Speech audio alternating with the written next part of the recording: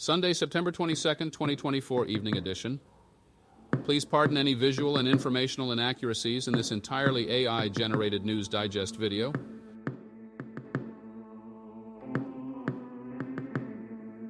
Good evening, dear viewers. I am your news anchor, Xander Voxius III.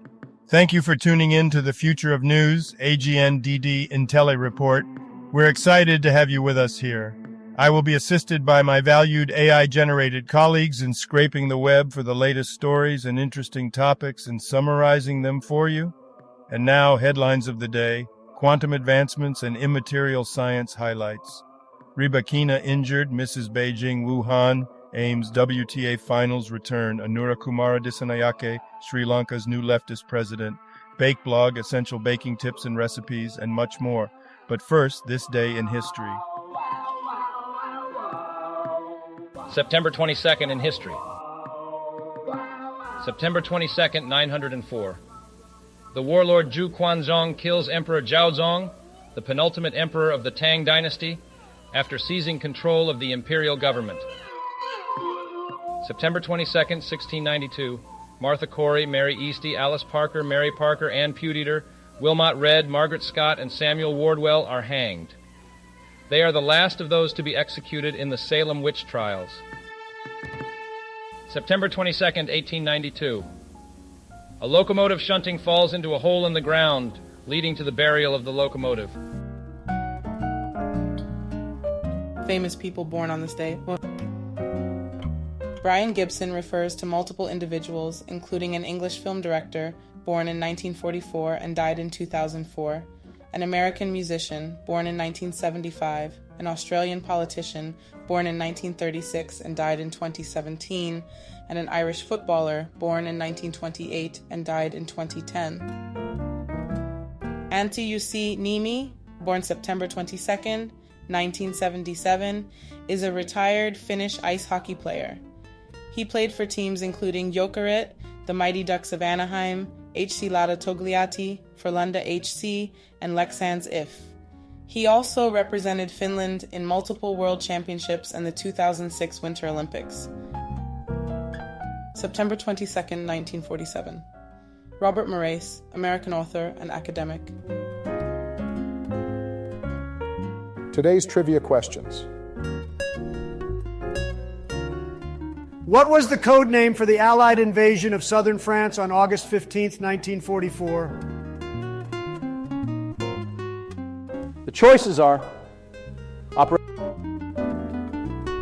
Operation Torch, Operation Dragoon. Now take a second to think about it. What was the code name for the Allied invasion of southern France on August 15, 1944? Okay, got it? Ready? Operation Dragoon. Which animation studio animated Hidamari sketch? The choices are Trigger, Kyoto Animation, Production IG, Shaft. Now take a second to think about it. Which animation studio animated Hidamari sketch? Okay, got it? Ready? Shaft. And now on to today's news. General news. Former Nike employees are elated over the new CEO, Elliott Hill. Former Nike CEO John Donahoe steps down after a rocky tenure. He is replaced by retired veteran Elliott Hill. Former employees express optimism, believing Hill can restore Nike's glory. Donahoe faced criticism for financial missteps and disconnect with key sporting communities. Lower Than the Angels, A History of Sex and Christianity Review. Magisterial work on theologies around sex. Dear Maid McCulloch's Lower Than the Angels explores the history of sex and Christianity.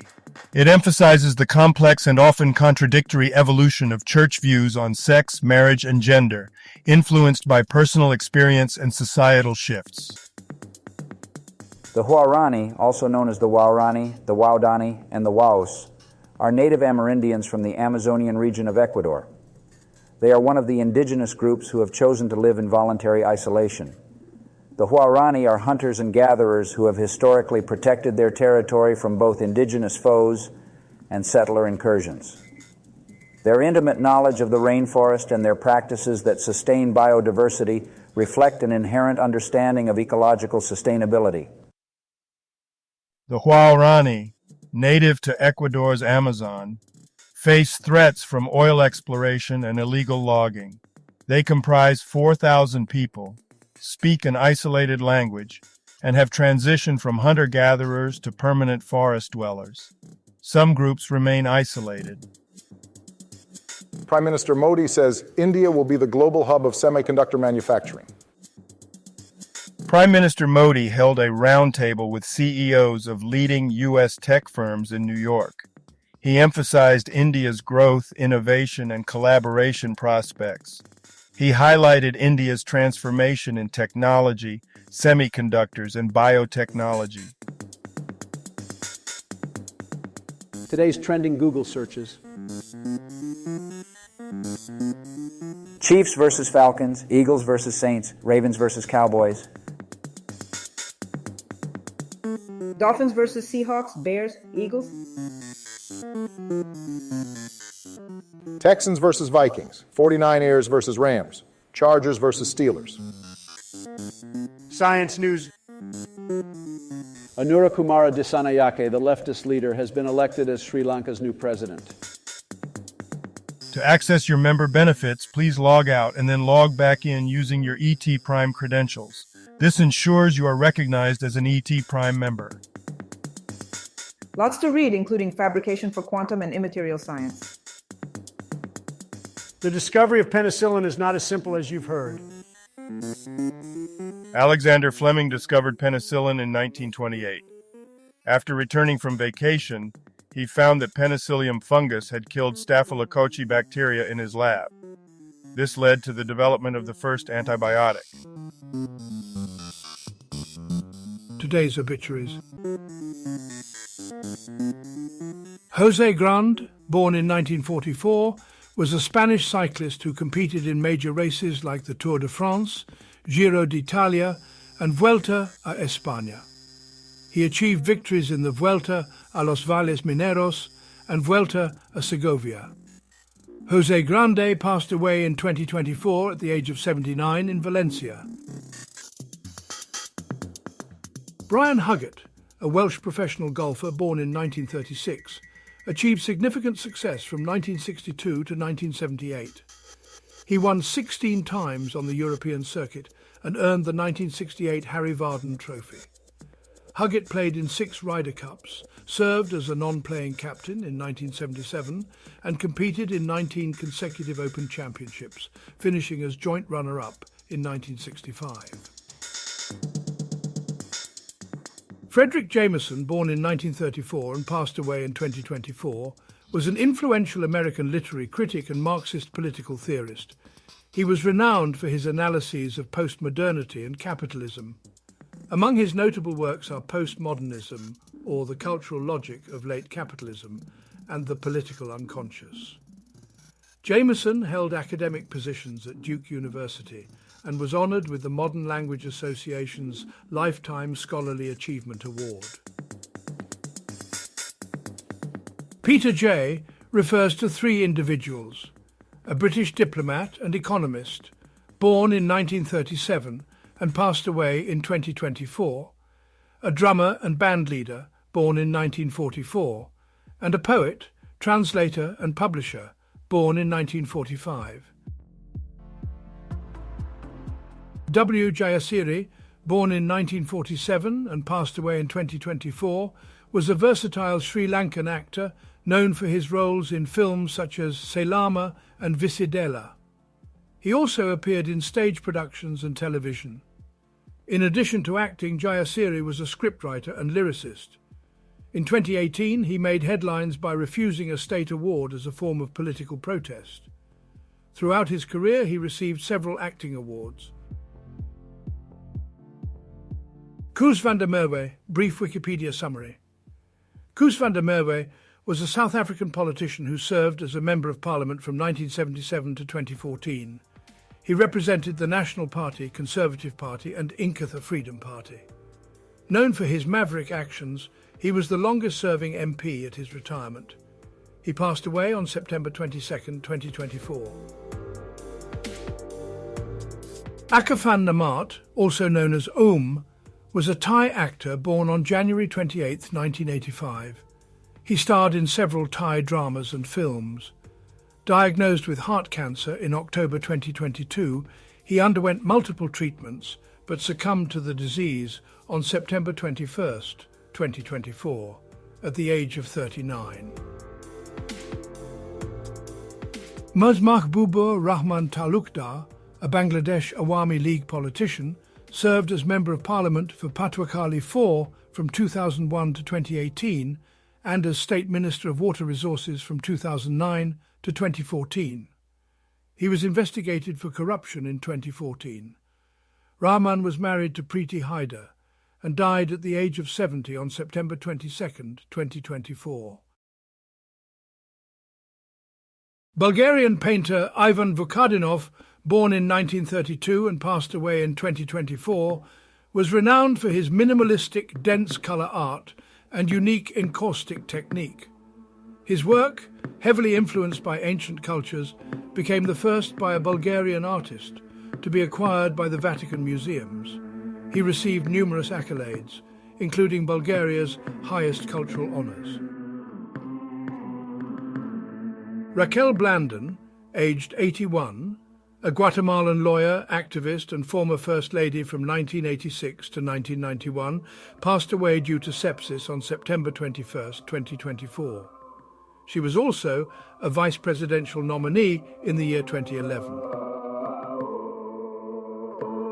Zahir Al-Ghafri, an Omani poet and writer born in 1956 and passed away in 2024, published 12 poetry collections and won the 2008 Kika Poetry Prize.